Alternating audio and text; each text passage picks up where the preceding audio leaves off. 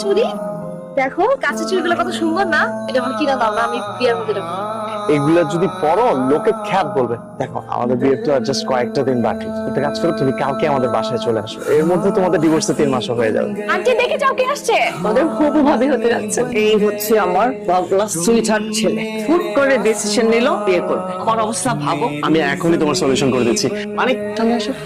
মানিক ও খুব কাজের ছেলে। ভাইয়া তুমি এভাবে করে কেন বলছো? মানিক তো বিন্দাপুর কাজিন হবে। আমি তো জাস্ট মজা করছিলাম। কোনো সমস্যা নেই তোমার মা আদা লাগবে আমার খেলে একবার কেবল বুঝছে। হ্যাঁ মানিক, মানিক এখানে চেয়ার কোথায়? পেঁয়াজটা সব তাই আছে। পেট খারাপ আপনার সাথে আমার সাথে আসেন। নিজের বউরে অন্য একজনের সাথে বিয়ে দেওয়ার জন্য কি পরিশ্রমটাই না করতেছে। বাইতে যাইতেছি তোর একটু উপহার দেই।